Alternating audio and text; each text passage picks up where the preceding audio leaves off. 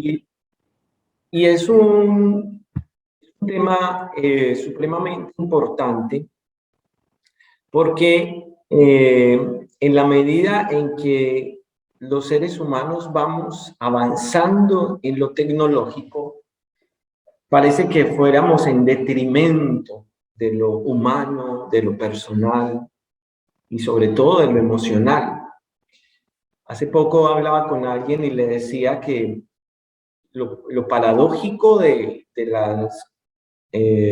los medios masivos de comunicación y de las redes sociales es que fueron hechas para conectarnos, pero cada vez nos desconectan más, cada vez nos aíslan más emocionalmente, cada vez hacen que los seres humanos seamos menos capaces de hacer conexión con otros seres humanos, cada vez hacen que nos cueste más estar con otros y nos cueste más estar con nosotros mismos. Y, por ejemplo, yo recuerdo, no sé si he hablado de esto en otros espacios, que en época de que yo era niño, mi mamá solía, cuando estábamos en una sala de espera, sobre todo del médico, hacer vínculos con las personas que estaban ahí desconocidos, y ese desconocido terminaba conociendo y sabiendo toda la historia clínica de uno, de cuántas hernias lo han operado, cuántas veces ha tenido que usar supositorios y quién sabe qué otras cosas más, porque era lo cotidiano poder hablar con la persona que estaba ahí al lado, poder conectar. Pero es muy particular hoy ver una sala de espera en el hospital. Todo el mundo está conectado a su celular y nadie está hablando unos con otros. Y creo que ese es el común denominador de todos los lugares en los que tenemos que esperar. Siempre estamos en el celular.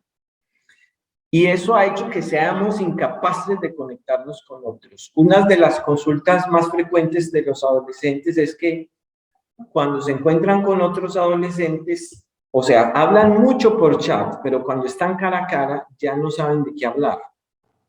Parece ser que toda su comunicación tiene que ser mediada a través de un aparato. Y toda esta desconexión, sin duda alguna, está influyendo en nuestras capacidades emocionales y sin duda alguna está influyendo en la manera en cómo nosotros afrontamos las situaciones cotidianas de la vida que pueden desencadenar estados de estrés, de ansiedad y de depresión. Entonces, voy a compartirles esta pantalla para que entremos en materia de este tema.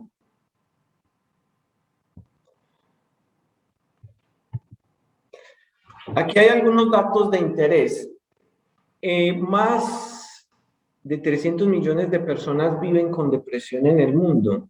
Y ahorita vamos a ver cómo la depresión y la ansiedad tienen un origen sobre todo biológico común y por eso las podemos mezclar o poner en el mismo paquete.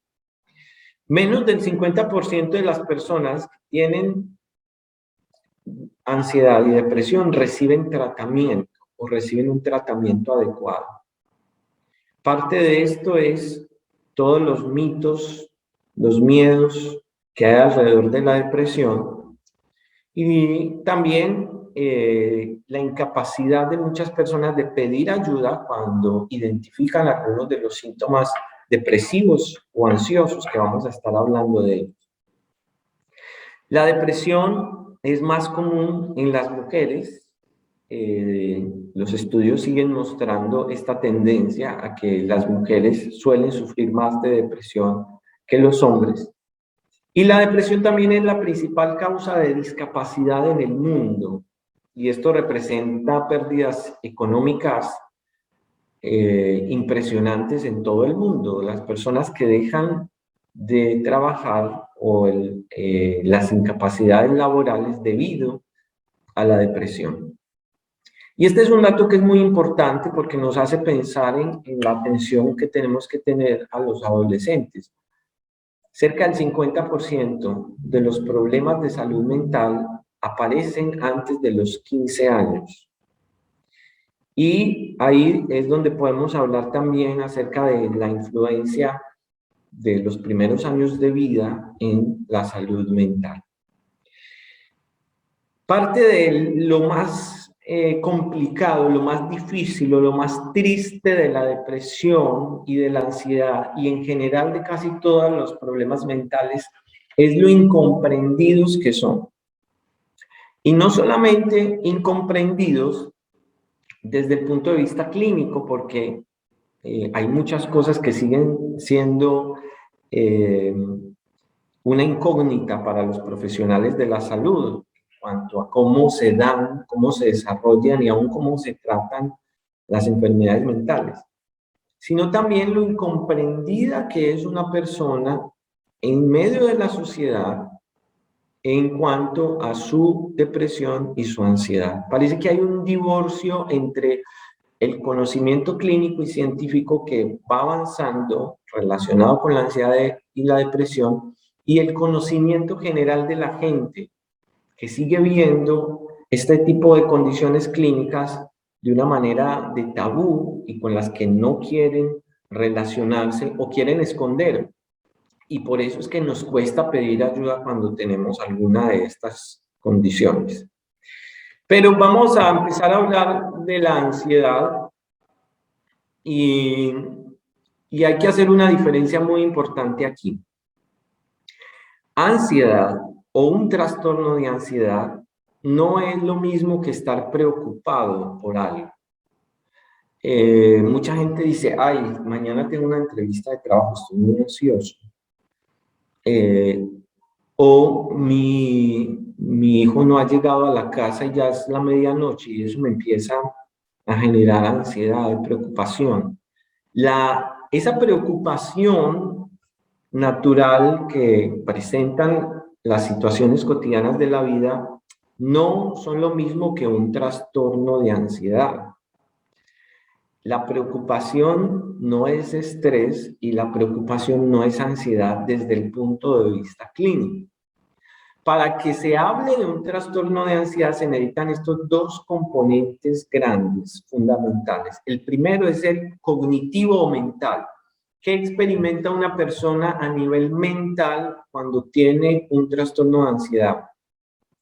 Primero es un miedo irracional y sobre todo es un miedo a la muerte. Miedo a que algo malo me va a pasar, a que algo catastrófico, ahí están los pensamientos catastróficos, van a ocurrir. Es un estado de alarma continua, es un estado de sobreexaltación. Es como, aquí también lo pongo como un desasosiego, una intranquilidad conmigo mismo que no sé explicar, que no encuentro el motivo. Fíjense que en la preocupación casi que había un motivo. La entrevista de trabajo o mi hijo no ha llegado, pero en los trastornos de ansiedad no hay un motivo claro por el cual yo me estoy sintiendo así, con este disconfort, con esta intranquilidad, con este desasosiego, con este pensamiento de que tengo una enfermedad, de que algo malo me va a pasar, de que si tengo un dolor de cabeza es porque tengo un tumor, que si tengo taquicardia es porque me va a dar un infarto, porque me voy a ahogar, porque no puedo respirar. Todo esto habla del componente cognitivo de la ansiedad. Pero siempre, para que haya un diagnóstico de ansiedad, no basta solo con los pensamientos ansiosos, sino que también tienen que existir los síntomas físicos, que aquí escribí algunos de los más frecuentes. La taquicardia, el corazón que está acelerado, esa sensación de que me estoy quedando sin aire y es como ver a las personas abrir la ventana o buscar un lugar para respirar porque siente que se están quedando sin aire y acompañado de eso viene el hormigueo en las manos, la sudoración en las manos o en los pies, temblores, puede haber náuseas, puede haber dolores abdominales, puede haber mareos, esta sensación de que me voy a caer. En general, lo que la persona percibe aquí es que su cuerpo está fallando y eso refuerza el pensamiento de que tiene algo grave. Entonces, a estas personas se les hacen todos los exámenes y se demuestra que no tiene ellos, el principal síntoma o el principal pensamiento es pensar que tienen un infarto. Entonces, cuando les hacemos el electrocardiograma y todas las pruebas que sean necesarias, no se encuentra nada mal, pero ellos siguen con esta sensación física de que tienen algo malo porque se está manifestando en su cuerpo. Ahora, cuando una persona tiene un episodio de ansiedad, después se genera lo que en psiquiatría se llama la ansiedad anticipatoria, y es que ya tengo miedo a que se me repita ese episodio. Y esto se vuelve un círculo vicioso, porque ese miedo a que se repita ese episodio hace que yo evite hacer actividades cotidianas de la vida. No voy a ir al supermercado porque a lo mejor me da el ataque de pánico allá y yo qué voy a hacer, ¿quién me va a ayudar? O no voy a manejar porque me puede dar esta sensación en medio del camino. Y por eso el trastorno de ansiedad, pongo yo aquí, interfiere con las actividades cotidianas de la vida, que esta es otra característica muy importante. O suspendo actividades que estoy haciendo cuando empiezo a sentir la taquicardia y el malestar, o de una vez las evito y no las hago porque me estoy sintiendo mal. Entonces aquí tenemos más o menos a grandes rasgos lo que es un trastorno de ansiedad. Entonces el componente mental, que son todos estos pensamientos, y el componente físico, que tiene que ver con todos estos síntomas que siempre aparecen, no todos, pero alguno de estos debe aparecer para que uno pueda hablar de una ansiedad desde el punto de vista clínico. Y además, y muy importante, es que estas situaciones, estas sensaciones interfieren con las actividades cotidianas de la vida. Entonces, ahorita vamos a avanzar un poco sobre cómo podemos abordar a grandes rasgos el asunto de la ansiedad. Y cuando hablamos de la depresión, hay tres tipos grandes de depresión. El primero es el episodio depresivo, la distimia y el trastorno adaptativo. A grandes rasgos, estos son los tres tipos más importantes de la depresión. El episodio depresivo se caracteriza, no es lo más importante la tristeza ni el llanto fácil.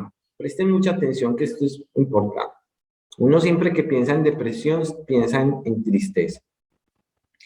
Pero los episodios depresivos se caracterizan más por la falta de reactividad emocional o la falta de reactividad del humor. ¿Qué es esto? Que las personas dicen, las cosas que me deberían alegrar ya no me alegran. Y también suele pasar que las cosas que me deberían poner triste ya no me entristecen tanto. Por eso es que los pueden despedir del empleo y no me importa. Porque ya eso no me pone tan triste. No tengo miedo a perder el empleo. No me conmuevo por las cosas que antes me conmovía, ni para lo positivo ni para lo negativo. Las cosas ya ni me alegran ni me entristecen. Y ese es el síntoma cardinal de la falta de reactividad emocional. Y casi que el primero que las personas empiezan a percibir. Entonces las personas empiezan a tener una angustia emocional porque dicen, esto porque a mí no me importa tanto, porque ya no me importa tanto cuidar de mi apariencia física o cuidar de mis hijos o participar de actividades que antes disfrutaba o salir o comprar o bailar. Como que todas esas situaciones que antes me emocionaban ya no me emocionan, ni lo positivo ni lo negativo. Y además, acompañado de esta falta de reactividad emocional, empiezan a presentarse trastornos del sueño, que casi siempre tienen que ver con el insomnio, me cuesta mucho dormirme, trastornos en la alimentación, ya no tengo el mismo apetito que tenía antes. Esto es lo más característico de los episodios depresivos. Y estas diferencias van a ser muy importantes para el tratamiento. Ahorita les digo por qué. En la distimia es otro tipo de depresión. Esta sí es caracterizada por una tristeza crónica, pero aparentemente no hay una causa justa de esta tristeza. Son personas que pasan mucho tiempo tristes. Aquí el llanto fácil o encontrarse llorando sin una razón sí es uno de los síntomas principales. Aquí, en lugar de insomnio, suele haber más clinofilia, se llama esto en psiquiatría, que es como la necesidad de estar acostado todo el tiempo, la necesidad de dormir y el sueño como una manera de desconectarme de la realidad, de esta tristeza que no entiendo. Esta tristeza crónica que en lugar muchas veces de ser acompañada por la falta de apetito, aquí parece ser que comemos más. También puede haber insomnio aquí, pero, aquí también puede haber anorexia o falta de apetito, pero generalmente se caracteriza por comer más, como una manera también de lidiar con la tristeza. Y tenemos el tercer tipo de depresión, que es el trastorno adaptativo. El trastorno adaptativo, como su nombre lo indica, es una incapacidad para adaptarme a una situación difícil de la vida, que me produce una tristeza que no he podido resolver. Los duelos que se complican por las pérdidas, porque alguien murió, los duelos que se complican por pérdidas laborales, por pérdidas de relaciones, que me deberían generar tristeza. Aquí sí hay una causa. En la distimia parece que no hay una causa específica, pero en el trastorno adaptativo sí hay una causa, pero no he podido superar esa causa. Y entonces eso me genera una tristeza que dura más tiempo del que cotidianamente, normalmente o aparentemente debería durar. Y esto es muy importante porque los episodios depresivos responden muy bien a los medicamentos, pero las distimias y los trastornos adaptativos no tanto. Aquí el énfasis principal no está en el medicamento, aquí parece ser que el énfasis principal está en lo psicológico, en lo espiritual y en el trastorno adaptativo, como en resolver esa situación que es la que está generando esa tristeza en la persona. Entonces, distinguirlos es importante también a la hora de hacer el tratamiento. Ahora, tristeza no es igual a depresión. La gente muy comúnmente cuando alguien está triste dice estoy deprimido. O le preguntan a uno, ¿por qué estás deprimido? ¿Por qué estás deprimida? Como si tristeza fuera sinónimo de depresión. Y yo hago énfasis en que son diferentes porque porque a veces está bien estar triste. Antier, mi hija estaba llorando para ir al colegio. Entonces estábamos en la mañana vistiéndola, ya está aprendiendo su primera experiencia escolar. Y lloró desde que se levantó, y entonces estaba desayunando y lloraba y decía, yo no quiero ir al cole, yo no quiero ir al cole.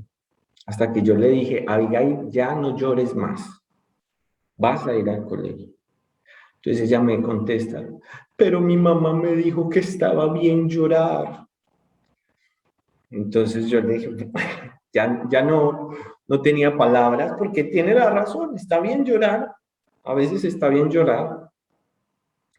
Y estar triste hace parte de las emociones que nosotros tenemos que vivir en la vida. Pero cuando decimos que la tristeza es igual a depresión, estamos diciendo esa tristeza necesita un tratamiento y no siempre es así. A veces estar triste hace parte de nuestra experiencia de vida y tenemos que aprender a resolver también esa sensación, esa tristeza que nosotros tenemos. Hola, papi. Aquí llegó Abigail, que escuchó que estaba hablando de ella. Mi amor, estoy dando una conferencia. Mira, papi, ya tengo mi propia videojuego de superhéroes. Habla con la mami. Mami, papi, mira mi Qué reloj. lindo, está muy lindo tu reloj. Pero si no hay nada. Muy bien, entonces esta diferencia es muy importante. La tristeza no es igual a la depresión y la depresión clínica tiene que cumplir unas características. Y también es importante que esta depresión, la depresión clínica, interfiere con las actividades cotidianas de la vida y hace parte de los criterios de diagnóstico.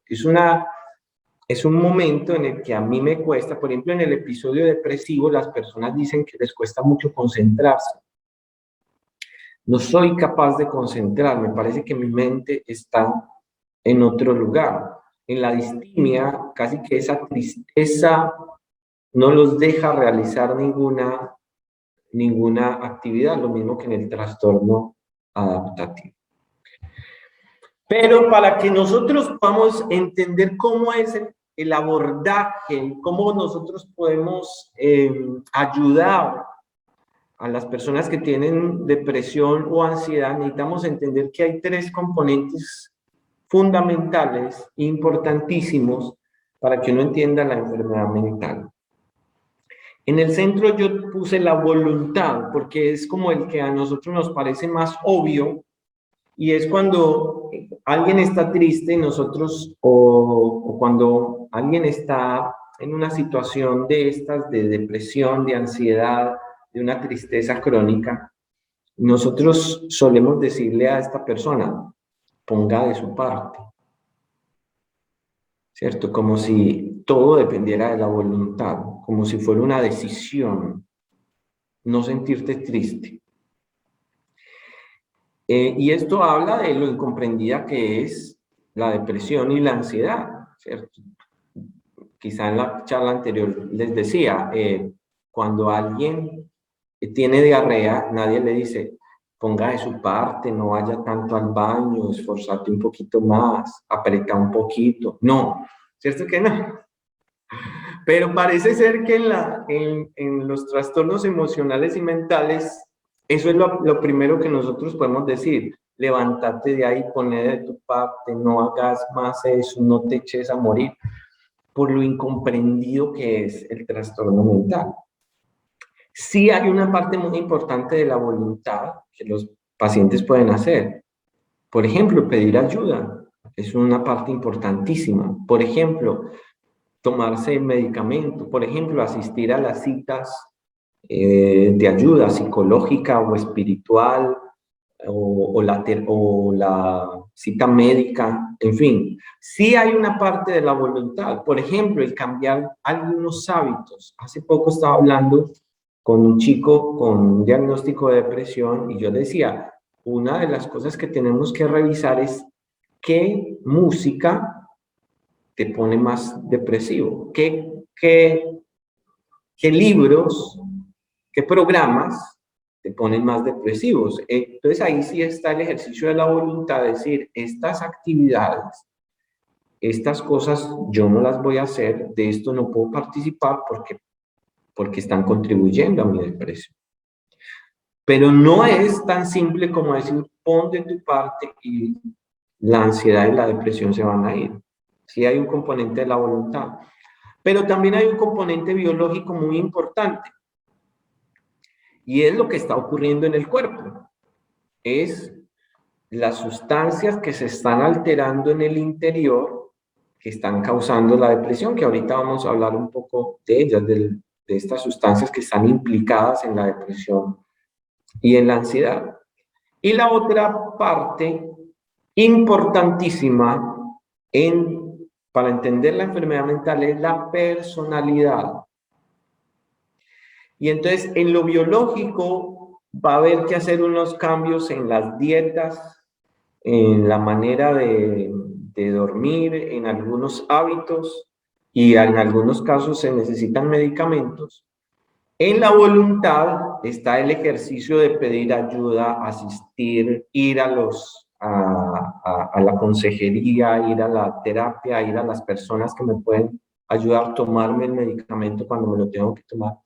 Pero está la otra parte de la personalidad, que es quizá la más compleja de tratar aquí, que tiene que ver con cómo se fueron construyendo mis ideas, mis creencias. No basta solo con cambiar los hábitos, se necesita cambiar las creencias. Si uno cambia solo los hábitos, las acciones y no cambia las creencias, tarde o temprano va a volver a los mismos hábitos y a las mismas acciones. Porque la personalidad se soporta en las creencias, se soporta en lo que yo creo que está bien y que está mal, en lo que yo creo de mí mismo, en lo que yo creo de otros, en lo que yo creo de Dios.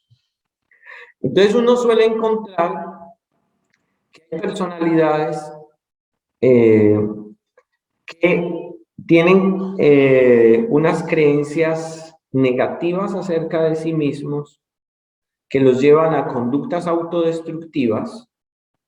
Se van a encontrar en personas con ansiedad y depresión, lo que en psiquiatría llamamos las conductas autolíticas o autodestructivas, como cortarse, como los intentos de suicidio, como las actividades que ponen en riesgo la vida, manejar a altas velocidades, participar de actividades riesgosas, tratar de consumir drogas, alcohol en exceso. Esas son conductas autodestructivas que tienen que ver con las creencias acerca de ellos mismos. El otro componente importante aquí es la sensación de vacío crónico, esa sensación de que nada me llena y trato de buscar en una cosa y otra el ser llenado, pero no encuentro nada que me llene. Y el tercer componente, común en las enfermedades mentales, es la incapacidad de controlar los impulsos. Parece ser que actúo impulsivamente, tomo decisiones impulsivas, paso al acto sin meditar mucho lo que estoy haciendo. Y quizá estos sean los tres componentes más importantes a tratar en la personalidad de alguien que tiene una enfermedad mental, ansiedad, depresión o quizá otros. La sensación de vacío crónico, las conductas autodestructivas y esta falta de control de impulsos. ¿Por qué se dan estas conductas autodestructivas? Porque las personas quieren cambiar el dolor emocional, ojo a esto, por el dolor físico, porque el dolor emocional no sé qué hacer con él, me abruma, ni siquiera sé identificar dónde me duele, pero el dolor físico parece que lo controlo más. Cuando me corto, sé a qué profundidad me corto, cuánto me corto, me duele y sé dónde me duele y quizá puedo atender más fácil ese dolor. Entonces, ese cambio que se da del dolor emocional por el dolor físico termina en una conducta autodestructiva, pero tiene que ver con qué creencias tengo acerca de mí mismo. ¿De dónde vienen la ansiedad y la depresión? Hay un componente genético importante que tiene que ver con si en mi familia hay personas diagnosticadas con depresión o con ansiedad, yo tengo genéticamente una susceptibilidad a estas enfermedades. Esa herencia genética hace que en situaciones estresantes o emocionalmente desafiantes en la vida yo pueda desarrollar un cuadro de ansiedad o de depresión. En la conferencia anterior yo les decía que cuando yo estaba en la universidad, quizá hace unos 16 o 17 años, un profesor mío decía que para el 2020 el 80% de las personas iban a tener alguna vez en la vida un trastorno de ansiedad o depresión. nos parecía exagerado ese cálculo, pero la verdad es que en los últimos años el porcentaje de ansiedad y depresión ha crecido dramáticamente. Yo buscaba las cifras entre el 2005 y el 2015 y creció casi 20% más la depresión. No me imagino el 2015 hasta acá con todo lo que ha pasado. ¿Y qué es lo que pasa biológicamente? Los estudios apuntan a que se disminuye una sustancia cerebral que es la encargada del bienestar, que se llama la serotonina, que también la llaman la hormona de la felicidad o el neurotransmisor de la felicidad. Cuando la serotonina disminuye, entonces aparecen síntomas depresivos y ansiosos. Y es curioso saber que el 80% de la serotonina de nosotros está en los intestinos. Por eso casi siempre que hay ansiedad o depresión, hay síntomas gastrointestinales, diarreas, estreñimientos, gastritis, náuseas, dolor abdominal, porque la mayoría que quizá no lo dije ahora, la mayoría de las enfermedades de tipo ansioso y depresivos tienen algún reflejo abdominal, precisamente porque el 80% de la serotonina está en los intestinos. Para esto están los medicamentos, pero les voy a contar un secreto. En cualquier parte me pagarían millones de dólares por decirles esto. Yo se los voy a contar a ustedes gratis, porque me cayeron bien, porque me han invitado muchas veces. Los medicamentos solamente funcionan para el 25% de todo lo que es la ansiedad y la depresión. No es la respuesta a todo. Van a contribuir, pero no es lo principal en el tratamiento de la ansiedad y la depresión. Son una parte importante, pero no es lo principal. Cuando una persona se toma el medicamento, pero no tiene ningún apoyo ni espiritual, ni emocional, ni psicológico, se va a sentir bien por un tiempo, pero en poco tiempo va a volver a experimentar los mismos síntomas. Lo que hace que la persona vaya otra vez donde el médico y el médico le aumente la dosis. Cuando llega a la dosis máxima, le cambia por otro medicamento. Pero como no se trató lo que hay detrás, entonces las personas van a volverse unas tomadoras crónicas de medicamentos sin una resolución de lo que les está pasando realmente. Entonces, no solamente es el medicamento. Me acuerdo de una señora que dice, yo estaba deprimida, me empecé a tomar unos medicamentos que me mandaran y me mejoré. Y después, que ya los medicamentos no me servían, yo ya no sabía qué hacer. Estaba desesperada, hasta que por mi casa pasó un señor que decía, le arreglo la depresión, le pongo el empaque, le cambio la válvula, y ella dice, yo me entusiasmé mucho y salí a ver si me arreglaban la depresión, pero tampoco encontré respuestas ahí. No es solamente en lo biológico, hay otras causas que también tienen que ser atendidas. Y quizá estas sean las principales, las causas emocionales, que tienen que ver con los traumas que se sufrieron en la infancia o los traumas que causaron heridas por las relaciones. Sobre todo por esto, por necesidades psicológicas no atendidas. Todos tenemos necesidades físicas que son naturales. Escuchen bien esto. Como comer, como dormir, como respirar. Si nos quitaran una de esas, entraríamos en crisis. Así como tenemos necesidades físicas naturales, también tenemos necesidades psicológicas naturales. Y cuando esas necesidades psicológicas naturales no son atendidas, como sentirnos seguros, como sentirnos conectados con otra persona, como que nuestra vida tenga sentido y propósito. Cuando esas necesidades psicológicas quedan insatisfechas, entonces también nosotros entramos en crisis y empiezan a surgir todo este tipo de manifestaciones emocionales, psicológicas, como la ansiedad y la depresión. Y eso tiene que ver con las conexiones. Les decía ahora, somos una sociedad que cada vez está más desconectada, que quizá el miedo principal que tenemos ahora es el quedarnos solos. Que cada vez que yo le pregunto a las personas por sus amistades verdaderas, por sus conexiones verdaderas, lo más común ahora es escuchar que la gente dice, la verdad es que yo no tengo amigos. Pero ¿cómo así que no? Sí, muchos conocidos, compañeros de trabajo, pero amigos,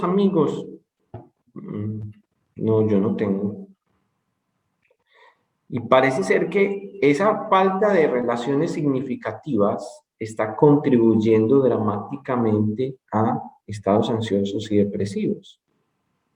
El sentido de la vida y el propósito de la vida, el desarrollar actividades que le den sentido a mi vida. Hace poco estaba viendo en la televisión algo que explica un poco esto. Una persona que tomó por mucho tiempo antidepresivos y no mejoró, y leyó en internet que había una sustancia que se sacaba de un hongo y que se aplicaba y que con eso mejoraba. Entonces dice esta persona que empezó a cultivar ese hongo en su casa por lo difícil que era encontrarlo. Y montó una granja y se fue a comprar las cosas que necesitaba. Y entonces él dice, se necesitaba un fertilizante especial que tampoco se conseguía. Entonces me puse a hacer el fertilizante. Y hasta que él empezó a cultivar los hongos y aprendió cómo extraer el extracto de los hongos y cómo se lo tenía que inyectar, y mejoró de su depresión. Pero resulta que este hongo le estaba causando otra enfermedad pulmonar grave por lo que se estaba inyectando. Entonces, cuando él va donde el médico y le dice, no te puedes seguir inyectando eso, él dice, no es posible porque eso fue lo único que a mí me quitó la depresión. Pero se dieron cuenta que lo que le había quitado la depresión a él no era lo que se inyectaba, sino el tener una actividad que lo emocionaba tanto, que era cultivar el hongo, que era hacer el abono, el fertilizante. O sea, cuando se encuentran esas actividades que son intencionales, que dan sentido y propósito a la vida, eso es mucho más terapéutico que un medicamento. Entonces, parte de esas necesidades psicológicas insatisfechas, uno necesita encontrarle. Por eso, la parte más importante del tratamiento aquí, en la parte emocional, es que te conectes con todas esas actividades que le dan sentido y propósito a tu vida. Ahorita vamos a hablar un poquito más de eso, si nos da el tiempo. Y las causas espirituales, que son importantísimas aquí en la ansiedad y la depresión. Miren, en estos días estaba reflexionando sobre esto. La primera emoción que dice la Biblia que tuvo el hombre fue el miedo.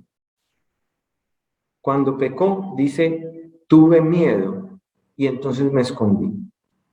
Fíjense cómo la primera consecuencia del pecado fue tener temor, fue el miedo y fue el esconderse, que son dos elementos que están muy presentes en la ansiedad y en la depresión: el miedo y el aislamiento, el esconderme. O sea, el pecado genera esto. El pecado genera esas emociones contradictorias.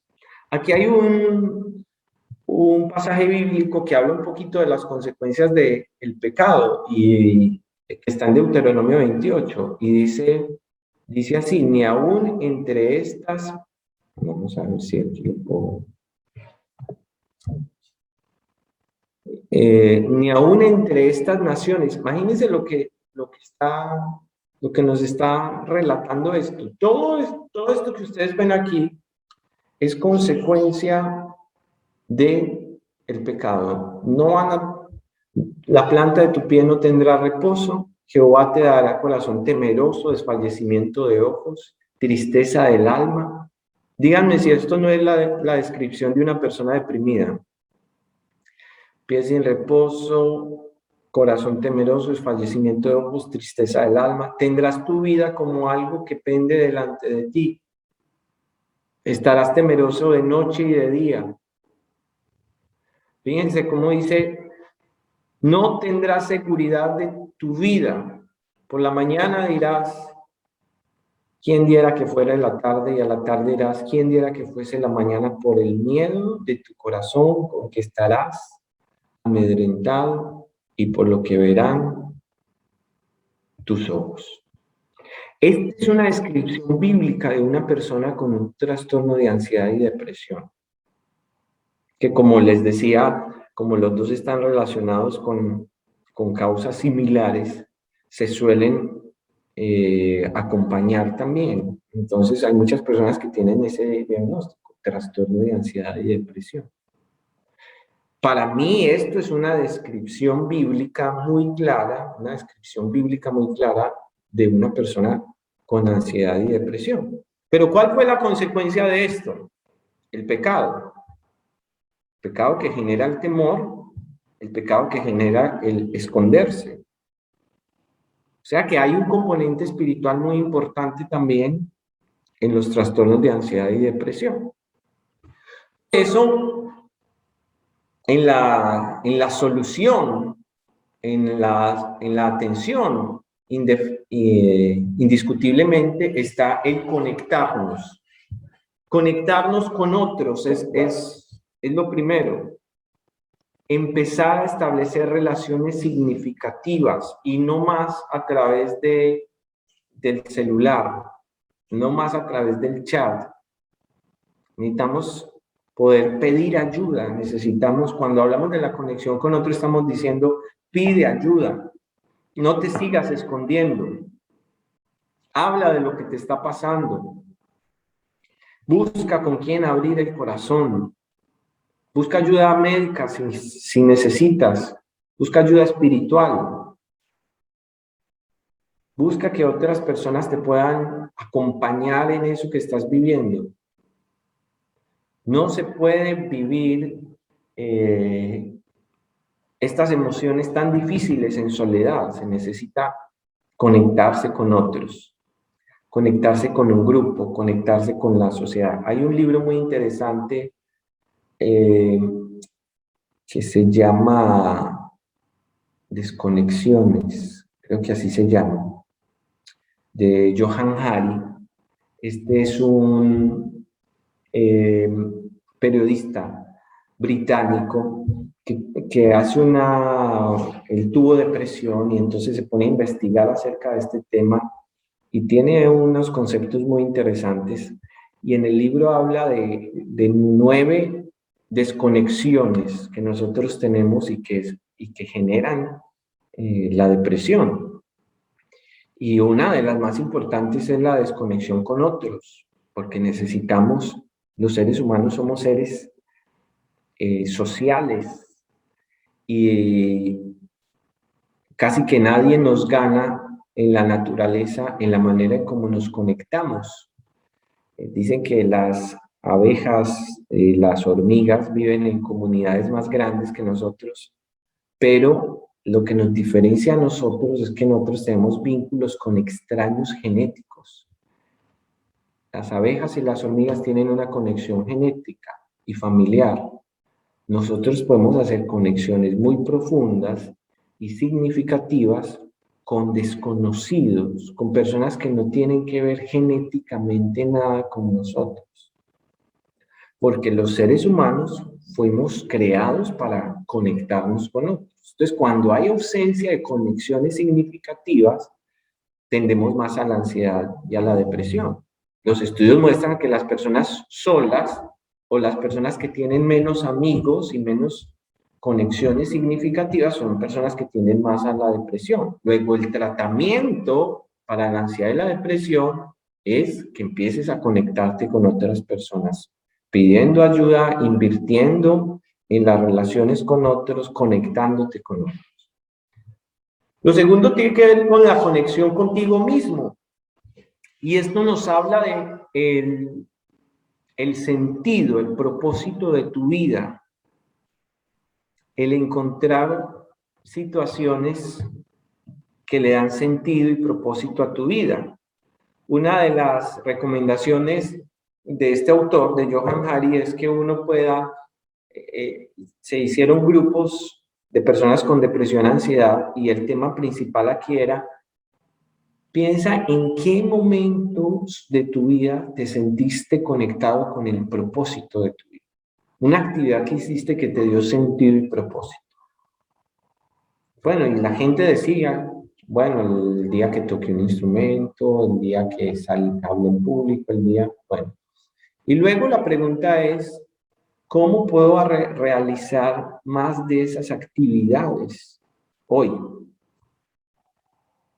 Y eso les empezó a generar una cantidad de acciones que los empezó a moverse fuera de la depresión, empezar a conectarse con el sentido de la vida, con el valor de poder ayudar a otros, porque ese vacío interno que uno tiene no puede ser llenado con cosas materiales, porque no es un vacío material, es un vacío emocional y espiritual. El vacío espiritual y emocional no puede ser llenado con cosas materiales.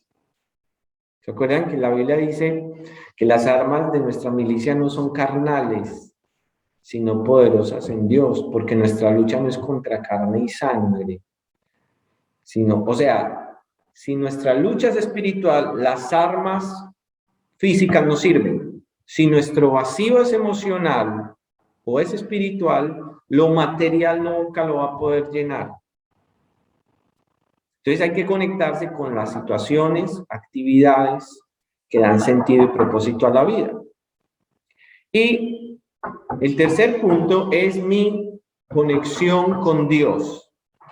Y la conexión con Dios tiene que ver con cómo yo encuentro sentido, significado y trascendencia cuando llego a la presencia de Dios. Porque como veíamos ahora, el pecado hace parte de las causas de la ansiedad y la depresión. Y el remedio y la solución para el pecado solo lo tiene Dios, a través de su perdón. No hay ningún medicamento para eso. No hay ningún tratamiento psicológico para el pecado.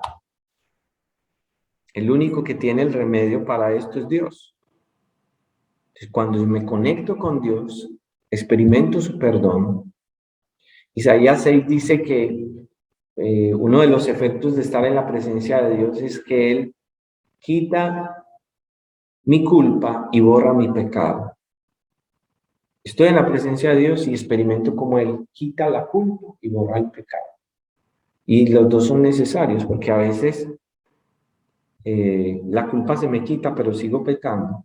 O a veces el pecado es quitado, pero sigo sintiéndome culpable. Pero cuando vengo a la presencia de Dios, Él quita la culpa y borra el pecado. Y entonces experimento libertad. Y además es en Dios donde uno encuentra el verdadero sentido y propósito del alma. Entonces quiero decir con esto que quizá una de las cosas más importantes es que la ansiedad y la depresión no son locura ni debilidad. Y eso es importantísimo, no son locura ni debilidad. Son condiciones clínicas que necesitan tratamiento. mientras nosotros sigamos pensando que la ansiedad y la depresión tienen que ver con la debilidad mental, como decía al principio, con que todo se resuelve con que pongas de tu parte, entonces las personas van a tener más temor y más prevención a la hora de pedir ayuda. Porque solemos pensar que es que se están haciendo los necesitados, que están fingiendo, que están llamando la atención. Y yo suelo decir que cuando una persona está llamando la atención es porque necesita atención. Y cuando alguien me dice, él no tiene nada, él solamente está fingiendo, entonces yo suelo decir, si una persona está fingiendo que tiene una enfermedad, si tiene algo, se tiene un problema, porque para fingir que tengo una enfermedad tengo que tener un problema. O sea que sí necesita atención. El Salmo 30:11 dice, entonces tú cambiaste mi tristeza en baile, me quitaste el luto y me vestiste de alegría. Y esto lo hace el Señor. Y también el Salmo 34:4, hablando de la ansiedad, el anterior nos habla más de la depresión, este nos habla más de la ansiedad. Busqué al Señor y Él me respondió y me libró de todos mis temores. Luego vamos a dar espacio para algunas preguntas que tengamos, o no sé si vamos a ir primero las preguntas y después el taller. Creo que así lo hicimos la vez pasada. Entonces, adelante, Mónica, y muchas gracias.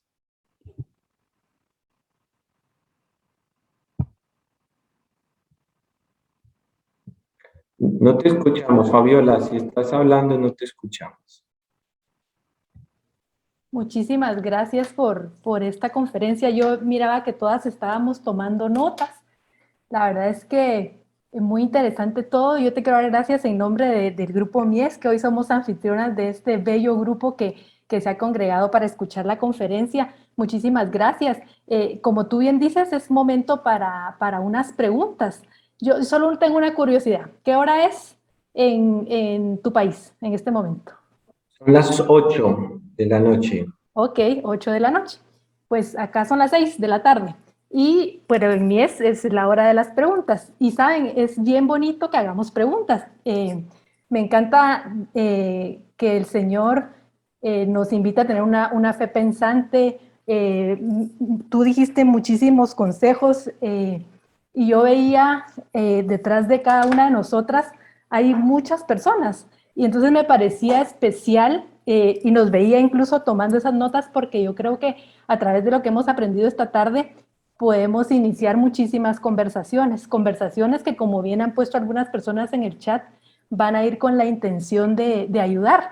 Yo ahorita voy a leer para sacar algunas preguntitas, pero quisiera pedirte si tú nos das de primera mano.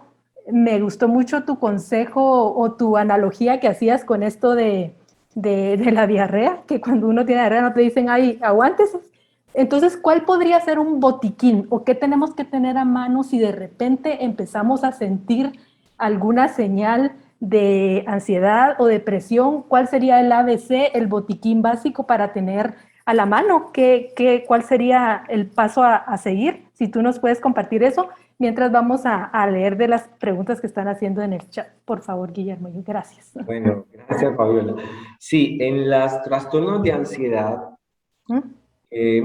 hablábamos que hay dos componentes, ¿cierto? El componente mental y el componente físico. En el componente físico es muy importante no perder el control de la respiración, porque casi que todos los pacientes lo que experimentan es esa sensación de que me estoy ahogando. Entonces, un ejercicio importante es que las personas respiren conscientemente, contando. Cuando llega ese momento de la crisis de ansiedad, que puedan respirar conscientemente. Yo recomiendo que sea en 5 tiempos. Cuento hasta 5, sostengo 5 y voto en 5. 1, 2, 3. Y ese control de la respiración va a ayudar a que la persona se tranquilice y a que no empiece a experimentar el hormigueo que genera la la acumulación de CO2 cuando la persona está hiperventilada. Entonces, no perder el control de la respiración en lo físico. Y en lo mental, la recomendación psicológica es que uno se vaya a un lugar mentalmente seguro. ¿Qué es lo más seguro para mí? Las promesas de Dios. Entonces, qué bueno que en ese momento uno pueda recordar un versículo de la palabra de Dios, declarar que Dios está ahí contigo, que Dios está ocupando de ti, que Dios tiene control de esa situación mientras vas tomando el control de la respiración. Eso es como el consejo número 1 en las crisis de ansiedad. Y en los trastornos depresivos, que no son tan agudos, ¿cierto? Que no son como de correr, como si suele ocurrir en el trastorno de ansiedad. Lo más importante es que uno pueda pedir ayuda y que la persona que esté con uno lo escuche. Simplemente escuchar es terapéutico. Sin que uno tenga que decir nada. Uno cree que siempre que alguien le dice algo tienes que hablar, tienes que decir, ánimo, eso no vale la pena, de algo nos tenemos que morir, más se perdió en el diluvio. No, no es necesario que digas nada de eso, con que estés ahí, con que le digas si en algo te puedo servir, aquí estoy, con que abraces, con que ores por esa persona, con que esa persona sepa que estás ahí para él, eso es lo más importante. Gracias, qué lindo, ¿verdad? Recordar que la palabra de Dios es nuestra ancla, porque en esos momentos es como estar en medio de una gran tormenta, de una tribulación, entonces necesitamos algo firme, ¿verdad? Como las promesas de Dios que no cambian. Fíjate que te voy a leer una pregunta, solo antes de leerla quiero aclararles, vamos a ir a grupos pequeños. Yo quiero que aprovechen a dejar sus datos de contacto porque muchas personas están solicitando la grabación, las vamos a poder tener disponible. Entonces, en el momento que estén en el grupo pequeño, asegúrense de que el anfitrión del grupo reciba sus datos de contacto, por favor. También vamos a ponerles por escrito el autor del libro, que también es otra preguntita que están haciendo, pero vamos a dedicarnos a las preguntas con el tema en este momento. Dice, ¿cómo puedes sentir seguridad en ti para no fallar en tus roles por inseguridad o depresión? En el matrimonio dice, ¿cómo encontrar tu propósito para conectarte? Son como dos preguntas en una. Sí, y está muy, muy grande esa pregunta, como que hay que individualizar a cada uno, porque para cada persona lo que lo hace sentir seguro suele ser diferente. Definitivamente el autor de nuestras vidas es el que más puede decir acerca de nosotros, pero en la medida en que uno va creciendo, hay situaciones que amenazan su seguridad o que lo hacen sentir seguro. Y parte del proceso con las personas es poder entender qué cosas desde su niñez hasta su edad actual le han generado inseguridad y qué cosas le han hecho sentir seguro para que uno pueda identificar en cuáles son las áreas que hay que trabajar. Para resumir, hay que mirar con detalle en cada persona qué es lo que está amenazando su seguridad. Porque cuando uno piensa que es lo económico, o sea, si yo doy una recomendación en lo económico, esa persona va a decir, no, yo económicamente me siento seguro y estable, pero tengo una desconfianza en mi relación matrimonial o en mi rol como papá o en mi rol como mamá. En fin, creo que hay que individualizar cada caso. Muchas gracias. También nos preguntan cómo poder trabajar la depresión en los hijos si yo mismo la padezco.